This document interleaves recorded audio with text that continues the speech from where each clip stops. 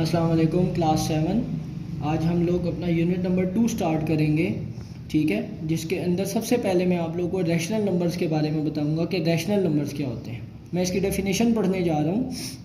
A number that can be expressed in the form of P by Q. वो कहता है ऐसा number जिसको आप पी बाई क्यू की फॉर्म में लिख सकें, यानी कि फ्रैक्शन की फॉर्म में लिख सकें, where P and Q are integers.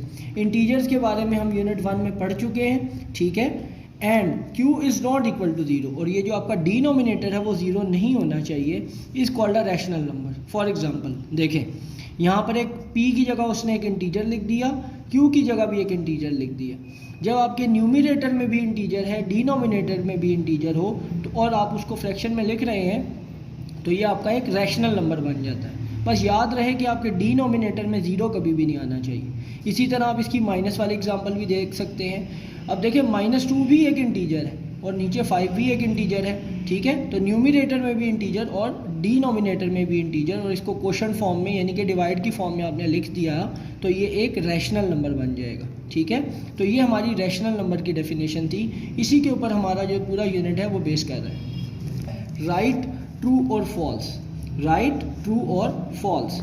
सबसे पहला पार्ट देखते हैं। लिखा है positive numbers are rational numbers. तो ये स्टेटमेंट बिल्कुल ट्रू है, क्योंकि आपके पास कोई भी पॉजिटिव नंबर है, फॉर एग्जांपल 1 है, 2 है, 3 है, 4 है, 5 है, तो ये रैशनल कहलाएगा, क्योंकि उसके डिनोमिनेटर के अंदर मिसाल के तौर पे मेरे पास एक नंबर है 5, ठीक है, ये मैंने 5 लिख दिया। तो किसी भी नंबर की अगर फ्रैक्शन में कुछ नहीं लिखा होता तो वो 1 ही होता है। तो 5 भी एक इंटीजर, 1 भी एक इंटीजर, तो ये दोनों ऊपर नीचे इंटीजर हैं, तो ये एक रैशनल नंबर बन जाएगा। पार्ट नंबर 2 कहते हैं 0 is not a rational number. ये एक फॉल्स स्टेटमेंट है। अगर आपको मैं ये दिखाऊं, देखें ये मैंने 0 लिख दिया, अब 0 के नीचे भी तो 1 ही होगा ना, तो ये भी फ्रैक्शन में आ गया, ठीक है। ऊपर भी इंटीजर, नीचे भी इंटीजर, ठीक है, तो ये आपका रैशनल नंबर है। तो ये इसने कहा कि not a 0 is not a rational number, तो ये एक फॉल्स स्टेटमेंट है, मैं इसको गलत करार दे रहा हूँ। नेक्स्ट कहते हैं N integer is expressed in the form of p by Q. बिल्कुल सही बात है। आप कोई भी इंटीजर ले लें, फॉर एग्जांपल -3 ले लेते हैं। अब -3 अगेन वही बात है, इसके नीचे मैं 1 लिख देता हूँ, तो -3/1, तो ऊपर भी इंटीजर नीचे भी इंटीजर, ठीक है। तो इंटीजर को आप रैशनल नंबर के फॉर्म में लिख सकते हैं। Negative numbers are not rational number. तो नेगेटिव नंबर की तो अभी मैंने आपको एग्जांपल दे दी, तो ये तो रैशनल हो सकते हैं, तो ये फॉल्स स्टेटमेंट है, मैंने इसको फॉल्स कह दिया। कहता है in any rational number p by Q, Q can be 0। कहता है ये क्यू 0 हो सकता है। अभी मैंने आपको ये बात बताई कि क्यू डिनोमिनेटर के अंदर 0 नहीं आ सकता, तो यहाँ पर वो कहता है कि 0 हो सकता है, तो ये एक फॉल्स स्टेटमेंट है, मैंने इसको फॉल्स कहा। अब हमारा जो नेक्स्ट क्वेश्चन है ये बहुत इंपॉर्टेंट है और इसको तवज्जो से समझने की ज़रूरत है। लिखा है represent each rational number on number line. अब आपने इसको नंबर लाइन में लिखना है। नंबर लाइन कैसे होती है पहले ये समझें।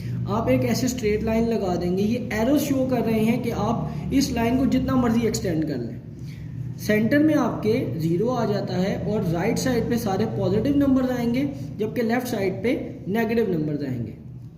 आप ये दो डॉट्स देख सकते हैं, ये डॉट्स शो कर रहे हैं कि मैंने इनके दरमियान गैप्स जो हैं वो इक्वल डिस्टेंस पे ली हैं, ठीक है। आप लोगों ने गैप्स इक्वल डिस्टेंस पे लेने हैं, वो आप फ्री हैंड से भी ले सकते हैं, स्केल से ले लें तो बहुत अच्छी बात है। मैंने यहाँ पे राइट साइड पे 6 नंबर्स लिख लिए, आप 6 से ज़्यादा भी लिख सकते हैं, ठीक है, और लेफ्ट साइड पे भी मैंने 6 लिख लिए। अब 5 डिवाइडेड बाई 2 जो होता है किसके बराबर होता है 2.5। तो 2.5 किधर होगा, देखिए 2 और 3 के एग्जैक्ट मिड में 2.5 होगा, तो मैंने इसको एरो हेड से ऐसे शो कर दिया 5/2, ठीक हो गया। नेक्स्ट आगे बढ़ते हैं पार्ट नंबर 2 की तरफ। पार्ट नंबर 2 में लिखा हुआ है 2/3, 2/3। अब याद रखिएगा न्यूमिनेटर में अगर आपके पास कोई नंबर छोटा आ जाए और डिनोमिनेटर में बड़ा, तो वो नंबर 0 और 1 के दरमियान लाया करेगा हमेशा, ठीक है। अगर प्लस में है तो प्लस में 0 और +1 के दरमियान, और अगर माइनस में है तो 0 और -1 के दरमियान, ठीक हो गया। अब यहाँ पर आप देखें डिनोमिनेटर में 3 लिखा हुआ है, डिनोमिनेटर में क्या लिखा हुआ है 3, ठीक है। तो मैंने ये वाला जो पोर्शन है इसको इसकी 3 पार्टीशंस कर दी, इसको 3 हिस्सों में डिवाइड कर दिया, 1 2 3, ठीक है। 1 2 3, 0 और 1 के दरमियान जो हिस्सा था इसको मैंने 3 हिस्सों में डिवाइड कर दिया। ये आ गया 0, ये अब आपका क्या बन जाएगा 1/3, और ये सेकंड वाला आपका बन जाएगा 2/3, और जिस पे 1 लिखा हुआ है ये आपका 3/3 बन जाएगा। ठीक है, तो जो आपको चाहिए रिक्वायर्ड है आप उसका एरो थोड़ा सा बड़ा करके उसको उस नंबर को शो कर दें। ठीक है, मैं अब अगले क्वेश्चन में इसको मज़ीद एक्सप्लेन करूँगा। पार्ट नंबर 4 देखें। पार्ट नंबर 4 में एक मिक्स फ्रैक्शन दे दिए, इसको मिक्स फ्रैक्शन भी पढ़ते हैं, कंपाउंड फ्रैक्शन भी पढ़ते हैं। तो इसमें क्या है, पहले हम इसको इम्प्रॉपर फ्रैक्शन में चेंज कर लेते हैं। 4 × 2 8 एंड 8 + 3 = 11, तो ये आ जाएगा 11/4 और माइनस का साइन एज इट इज़ रहेगा। ठीक है, अब 11 / 4, ठीक है, अब 11 आप इस चीज़ को देखें, ये लिखा हुआ है -2, इसका बेसिकली मतलब ये है, अगर खाली लिखा हुआ होता 2 होल 3/4 तो इसका मतलब ये बनता है 2 + 3/4, यानी कि 2 से आगे आगे है। तो ये यहाँ पे चूंकि माइनस है तो इसका मतलब है -2 से आगे, -2 और ये -3 के दरमियान ये नंबर है। अब पीछे हम सिर्फ इस पोर्शन को देखेंगे, इस 3/4 को, इस 3/4 को। तो ये जो डिनोमिनेटर में 4 दिया हुआ है मैं इसको इस हिस्से को 4 हिस्सों में डिवाइड कर दूंगा। ठीक हो गया, अब आप लोग देख सकते हैं 1 2 3 और ये 4। ठीक है, तो और जब 4 पार्ट्स में डिवाइड किया तो हमने न्यूमिनेटर में क्या लिखा हुआ है, तो ये अब आप इसको देखें कैसे बनेगा। ये अब आपका आ जाएगा 3/4 बनता है ना आपका। ठीक है, तो ये अब आपका बन जाएगा 1/4, ये आपका 1/4 आ जाएगा, ये आपका 2/4 आ जाएगा और ये आपका 3/4 आ जाएगा। और ये वाला जो आपका था ये इसको मैंने एरो हेड से थोड़ा लंबा शो कर दिया तो बन जाएगा -2 होल 3/4। अगेन देखते हैं, ये चीज़ अब आपकी आ गई 1/4, ये अब आपकी आ गई 2/4 और ये आपकी आ गई 3/4, और माइनस का साइन तो साथ रहेगा ही। तो ये अब आपकी एक मिक्स फ्रैक्शन यहाँ पे इस तरीके से शो हो जाएगी, -2 होल 3/4। इसका जो पार्ट नंबर 1 और 3 है वो अब आप लोग खुद से करेंगे। अब हम आगे बढ़ते हैं क्वेश्चन नंबर 2 की जानिब। कहता है find additive and multiplicative inverse.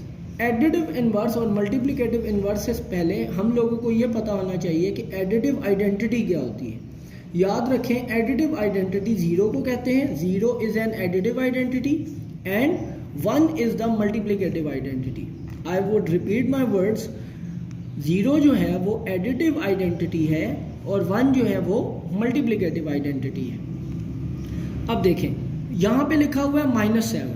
अब -7 में ऐसा क्या नंबर ऐड करें कि मुझे 0 मिल जाए, मुझे 0 मिल जाए, तो वो +7 ही होगा। -7 + 7 = 0, यानी कि -7 का जो एडिटिव इनवर्स होगा वो 7 होगा, क्योंकि +7 और -7 को ऐड करें तभी मेरे पास एडिटिव आइडेंटिटी आती है, यानी कि जो मुझे 0 आंसर देगा वो नंबर दूसरे नंबर का एडिटिव इनवर्स होगा। यानी 7 का एडिटिव इनवर्स -7 है और -7 का +7 है। या इनको आसान और ज़्यादा आसान करके अगर आप समझना चाहते हैं तो जो आपके पास नंबर दिया उसको ऑपोजिट साइन के साथ लिख दें तो वो उसका एडिटिव इनवर्स आ जाएगा। ठीक हो गया। आगे मल्टीप्लिकेटिव इनवर्स में ये होता है, देखें, जो नंबर ऑपरेट होने के बाद, मल्टीप्लाई होने के बाद आपको 1 दे दे, यानी कि मल्टीप्लिकेटिव आइडेंटिटी दे दे, तो वो आपका क्या कहलाता है, मल्टीप्लिकेटिव इनवर्स। अब -7 देखें, -7 है तो -7 के साथ मैं 1/-7 को जब मल्टीप्लाई करूंगा तो इनकी कटिंग हो जाएगी, -7 और -7 की, और आंसर मेरे पास प्लस का 1 आ जाएगा। तो इस वजह से इसमें भी यही कर सकते हैं। इसके लिए भी मैं आसान तरीका बताता हूँ, जो आपके पास वैल्यू लिखी जस्ट आप उस वैल्यू का रेसिप्रोकल लिख लें, यानी कि उसको उल्टा करके लिख दें।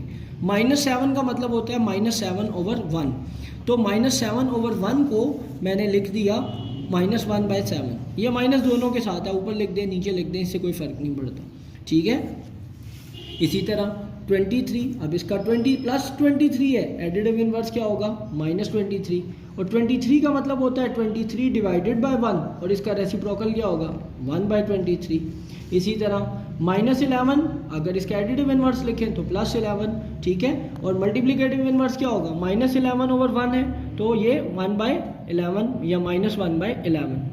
इसी तरह 1/3 का एडिटिव इनवर्स क्या होगा, ये 1/3 प्लस का है तो ये माइनस का बन जाएगा, और इसका रेसिप्रोकल क्या होगा 1/3 का, 3/1। 3/1 लिख लें या सिर्फ 3 लिख लें, एक ही बात है, क्योंकि डिनोमिनेटर में अगर 1 ना भी लिखें तो कोई फ़र्क नहीं पड़ता। पार्ट नंबर 11 माइनस 99/100, तो इसका एडिटिव इन्वर्स क्या होगा प्लस 99/100, और मल्टीप्लिकेटिव इन्वर्स में क्या होगा 100/-99। ठीक है, सिर्फ मल्टीप्लिकेटिव इन्वर्स में इस चीज़ का खास ख्याल रखना है कि आपने साइन नहीं चेंज करना। अगर आपने साइन चेंज किया फिर आपका सवाल गलत हो जाएगा। अब हम आगे बढ़ने जा रहे हैं। इसका पार्ट नंबर 12 चेक करें, लिखा है 102 डिवाइडेड बाय 170। तो एडिटिव इन्वर्स इसका क्या होगा माइनस के साथ आ जाएगा, और उसी तरीके से मल्टीप्लिकेटिव इन्वर्स में रेसिप्रोकल आ जाएगा 102 डिवाइडेड बाय 117। तो ये क्या आ जाएगा 117 डिवाइडेड बाय 102। इसके ये जो पार्ट्स लिखे हैं ये आप लोग खुद से करेंगे। ठीक है, अब हम आगे बढ़ रहे हैं क्वेश्चन नंबर 2 पर। लिखा है सिंप्लीफाई, लिखा है पहली आपके पास जो फ्रैक्शन दी हुई है 1/8 माइनस ब्रैकेट में दिया हुआ है -5/8। हम लोग सोल्यूशन में क्वेश्चन को रिपीट करेंगे एज इट इज़ आगे, फिर हम इस ब्रैकेट को ओपन करेंगे माइनस माइनस प्लस। अब आप लोग देख सकते हैं कि हमारे डिनोमिनेटर सेम आ गए, तो जिनमें डिनोमिनेटर सेम होते हैं वो लाइक फ्रैक्शंस कहलाती हैं। वो क्या कहलाती हैं लाइक फ्रैक्शंस। अब उसका सिंपल तरीका ये होता है कि जो आपका डिनोमिनेटर है उसको एज इट इज़ लिख दें 1 टाइम, और जो ऊपर न्यूमिनेटर है उनको उनका सम कर दें, यानी कि उनके ऐड कर दें 1 + 5। तो 5 + 1 = 6। और अब आप देखें 2 कितने टाइम्स 6 होता है 3 टाइम्स, एंड 2 कितने टाइम्स 8 होता है 4 टाइम्स। ठीक है, अब हम आगे बढ़ते हैं। -99/100 + 77/100। तो मैंने क्वेश्चन को एज इट इज़ रिपीट किया। अगेन ये लाइक फ्रैक्शन है क्योंकि इनके डिनोमिनेटर सेम है। मैंने एक बार 100 लिख दिया और आगे जो वैल्यू थी उसको एज इट इज़ लिख दिया -99 + 77। अब प्लस माइनस क्या होता है माइनस, तो 99 में से मैंने 77 जब माइनस किए तो मेरे पास आंसर आ गया 22। चूँकि यहाँ पर हमारे पास बड़ी वैल्यू 99 है और उसके साथ माइनस का साइन है, इसलिए ये माइनस ऐसे ही रहेगा। तो ये आ गया -22/100। अब 2 के टेबल से इनकी कटिंग करें, सो 2 11s एंड देन 2 5s 10 और 2 0s 0। अब यहाँ पर आप देख सकते हैं यहाँ पर आपके पास फ्रैक्शन मुख्तलिफ आ गई। यहाँ 3/4 आ गया, यहाँ 4/3 आ गया। डिनोमिनेटर्स मुख्तलिफ आ गए। अब डिनोमिनेटर्स जब मुख्तलिफ आएंगे तो फिर हमें इसका एलसीएम लेना पड़ेगा। अब 4 और 3 का एलसीएम कैसे लेते हैं ये आप देखें, ये एलसीएम बाय डिवीजन मेथड जो आप लोग क्लास 6 में पढ़ के आए हैं। 2 के टेबल में 3 तो नहीं आता, हम एज इट इज़ लिख देंगे 2 2s 4। अगेन 2 के टेबल में 3 नहीं आता, एज इट इज़ लिख देंगे 2 1s 2 एंड देन 3 1s 3 और ये वाला 1 ऐसे ही। और फिर इन तीनों का product 2 × 2 × 3 which is equal to 12। तो आपका एलसीएम आ गया 12। अब आपने डिनोमिनेटर को देखना है कि 4 के टेबल में 12 कितने टाइम्स आता है। सो 4 1s 4, 4 2s 8 and 4 3s 12, 4 3s 12। तो उस 3 को आपने इस 3 से मल्टीप्लाई करना है, 3 × 3 विच इज़ इक्वल टू 9। अब यहाँ से हम 3 का टेबल पढ़ेंगे कि 3 के टेबल में 12 कब आता है। 3 1s 3, 3 2s 6, 3 3s 9 and 3 4s 12। तो 4 को इस 4 से मल्टीप्लाई कर देंगे, सो 4 4s 16। फिर हमने इनका सम ले लिया, अगेन जैसे पिछले सवाल में किया था 9 + 16 = 25/12। अब इनको मैंने कंपाउंड फ्रैक्शन में कर दिया या मिक्स फ्रैक्शन में, क्योंकि ऊपर बड़ी वैल्यू है नीचे छोटी, ये कट भी नहीं सकते। इनकी डिवीजन करके आपको मैं दिखा देता हूँ। 25 और यहाँ पे 12, सो 12 2s 24, 5 - 4 = 1। तो ये जो आपका क्वोशंट में आता है इसको साइड पे लिख देते हैं, जो रिमाइंडर बचता है इसको ऊपर लिखते हैं, और ये आपका जो डिवाइज़र होता है इसको हम नीचे लिख देते हैं। तो मिक्स फ्रैक्शन में लिखने का ये तरीका है। अब मैं आगे बढ़ता हूँ। इसका पार्ट नंबर 4 चेक करें। पार्ट नंबर 4 में अगेन अब एलसीएम मैंने डायरेक्ट ले लिया। ठीक है, एलसीएम कैसे निकालना है उसका तरीका मैंने आपको समझा दिया। अब 5 का टेबल पढ़ूंगा, 5 कितने टाइम्स 20 होता है, 5 4s, तो उस 4 को इस 1 से मल्टीप्लाई करूंगा, तो 1 4s 4 एंड 20 कितने टाइम्स 20 होता है, 21s, तो 3 के साथ 1 को मल्टीप्लाई करूंगा, सो 3 1s 3, सो 4 - 3 = 21/20। अब यहाँ पर आते हैं, अगेन 1 प्लस और ये माइनस, प्लस माइनस क्या हो गया माइनस। अब 1 का मतलब क्या होता है 1/1। अब आप एक बात याद रखिएगा, अगर किसी भी 1 से बड़े नंबर के साथ एलसीएम लेना है तो डायरेक्ट वो बड़ा नंबर आप लोग लिख दिया करें। इसका बहुत आसान यही तरीका है। और इसको जस्ट आप क्रॉस मल्टीप्लाई कर दें। क्रॉस मल्टीप्लाई कैसे, 50 को इस 1 से, 50 को इस 1 से, तो 50 वन जार 50 इधर लिख दिया and 1 multiply by 49 is equal to 49। तो आपका आंसर आ गया 50 minus 49 is equal to 1 divided by 50। ठीक हो गया। अब आगे बढ़ते हैं। इसका मैं पार्ट नंबर 10 उठाया है जिसके अंदर 3 फ्रैक्शंस आपको दे दी हैं, 1/8 plus 1/9 minus 15/18। As it is मैंने जैसे क्वेश्चन रिपीट किया। अब ये 3 टर्म्स जो हैं डिनोमिनेटर्स की, इनका एलसीएम लूँगा। ये देखें LCM by division method again, 2 4 jar 8, चूँकि 2 के टेबल में 9 नहीं आता एज इट इज़ लिख दिया, 2 9 जार 18। अगेन 2 से किया, 2 2 जार 4, ये दोनों 9 एज इट इज़ रहे, 2 1 जार 2। अब चूँकि यहाँ पे दोनों 9 बच गए हैं, ठीक है, दोनों ही 9 है, तो सिर्फ डायरेक्ट मैंने 9 के टेबल से कर लिया। आप ऐसे डायरेक्ट कर सकते हैं, ठीक है। अब इनका प्रोडक्ट लेंगे, 2 2 जार 4, 4 2 जार 8 and 8 multiply by 9 is equal to 72। So your LCM is 72, ठीक है। अब 8 कितने टाइम्स 72 होता है? 9 टाइम्स। तो 1 मल्टीप्लाई बाय 9, यहाँ पे आ गया 9। 9 कितने टाइम्स 72 होता है? 8 टाइम्स। तो 1 multiply by 8 is equal to 8। 18 multiply by 4 अगर हम करते हैं तो 72 आता है। तो 15 multiply by 4 is equal to 60। अब यहाँ पे 3 टर्म्स आ गई, तो मैंने क्या किया, मैंने पहली 2 टर्म्स को सॉल्व कर लिया। चूँकि ये दोनों प्लस की हैं तो मैंने इनका सम लिया 17 माइनस 60 को एज इट इज़ लिख दिया और यहाँ पर आ गया 72। Now plus minus minus 60 minus 17 is equal to 43। आप देख सकते हैं बड़ी टर्म 60 है तो इसके पीछे माइनस है, मैंने इसलिए माइनस लगा दिया। तो ये आपका आ गया माइनस 43/72। इसके ये रिमेनिंग जो पार्ट्स हैं ये आप लोग खुद से कर सकते हैं, ठीक है। आगे बढ़ते हैं क्वेश्चन नंबर 3 की तरफ। क्वेश्चन नंबर 3 में भी सिंप्लीफिकेशन करनी है। अब हम मल्टीप्लाई और डिवाइड करना सीखेंगे। आपके पास पहली फ्रैक्शन दी है 8/9 मल्टीप्लाई 3/4, जिसको मैंने एज इट इज़ लिख दिया 8/9 मल्टीप्लाई बाय 3/4। सेकेंड स्टेप में आके मैंने इनकी कटिंग की। मैंने इनको 4 के टेबल से काट लिया, 4 1 जार एंड देन 4 2 जार, 3 1 जार और 3 3 जार। मेरे पास इधर बच गया 2/3 एंड 1/1। मजीद कटिंग नहीं हो रही, ना क्रॉस में हो रही है ना ऊपर नीचे। याद रखिएगा कटिंग या तो क्रॉस में हो सकती है या ऊपर नीचे हो सकती है। ऐसे स्ट्रेट कटिंग नहीं आप कर सकते, वो गलत हो जाएगा क्योंकि ये मल्टीप्लाई हो रहे हैं। सो 2 multiply by 1 divided bye 3 multiply by 1। So 2 1 jar 2 और 3 1 जार 3। इसका पार्ट 3 देखें। अब लिखा हुआ है 121 डिवाइडेड बाय 169 डिवाइडेड बाय 11/13। अब आपने ऐसे ही सवाल लिख दिया। अब डिवाइड को जब मल्टीप्लाई में कन्वर्ट करेंगे तो आपकी जो फ्रैक्शन है ये उलट हो जाती है, यानी कि 11/13 का यहाँ पर क्या आ गया, अभी मैंने आपको पढ़ाया था, ये इसका मल्टीप्लिकेटिव इन्वर्स आ गया 13/11। अब 11 1 jar 11 and 11 11 jar 121, 13 1 jar 13 and 13 13 jar 169। क्योंकि ये 11 के टेबल पर ही आता है और ये 13 के टेबल पर ही आता है, इसीलिए मैंने छोटा टेबल इस्तेमाल नहीं किया। तो आंसर आ गया आपका 11/13। आगे बढ़ते हैं। अब मैंने इसका पार्ट नंबर 5 उठाया है जो माइनस के साथ, जिसकी वैल्यू माइनस के साथ भी है, -15/28 एंड मल्टीप्लाई बाय 14/30, ठीक है। अब यहाँ पर क्या आ जाएगा, -15/28 मल्टीप्लाई बाय 14/30, ठीक है। तो यहाँ पर अब आपके पास आ जाएगा -15/28 और ये मल्टीप्लाई बाय 14/30। तो मैंने 5 के टेबल से कटिंग की, 5 3 जार 15 और 5 6 जार 30, 7 2 जार 14 और 7 4 जार 28।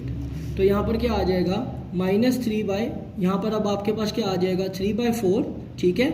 और यहाँ पर आ जाएगा 2/6। मैंने अगेन कटिंग की, 2 1 जार 2, 2 2 जार 4, 3 1 जार 3 और 3 2 जार 6। तो यहाँ पे बच गया -1/2 मल्टीप्लाई +1/2 और इनका मैंने ऊपर से प्रोडक्ट लिया और नीचे से भी। तो 1 1 जार 1 और प्लस माइनस माइनस और 2 2 जार 4। मल्टीप्लाई में ये नहीं देखना होता कि बड़ी वैल्यू के साथ क्या है छोटी के साथ क्या है। अगर प्लस माइनस है तो माइनस आएगा, माइनस माइनस प्लस हो जाएगा। अब इसका एक और पार्ट करते हैं, पार्ट नंबर 12, जिसके अंदर 3 वैल्यूज़ दे दी हैं, ठीक है, और साथ डिवाइड का साइन भी है। मैंने एज इट इज़ क्वेश्चन को रिपीट किया, डिवाइड का साइन भी ऐसे ही लिखा, मैंने पहले ब्रैकेट रिमूव की, माइनस का साइन एज इट इज़ रहा।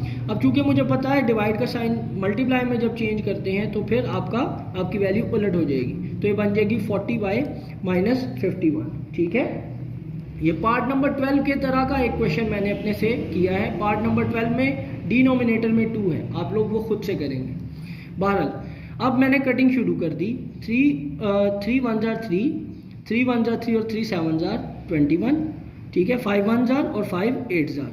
यहाँ पे क्या बच गया -1/3, यहाँ बच गया 1/1, यहाँ बच गया 8/-17। तो ये आ जाएगा -1 × 1 × +8, ये चूँकि +8 है ऊपर, नीचे आ जाएगा 3 × 1 × -17। तो ये माइनस और ये माइनस आपस में प्लस हो जाएंगे और इन तीनों का प्रोडक्ट आएगा 8 और नीचे आ जाएगा 3 1 jar 3 and 3 × 17 = 51। So this is your final answer. इसके जो नीचे पार्ट्स मैंने लिख दी हैं ये आप लोग खुद से करेंगे। इसी तरह आप लोगों ने एक्सरसाइज 2.1 और 2.2 आप लोगों की नोटबुक्स पर कंप्लीट होनी चाहिए। इंशाल्लाह नेक्स्ट वीक में हम लोग एक्सरसाइज 2.3 करेंगे, ठीक है। अल्लाह हाफिज़।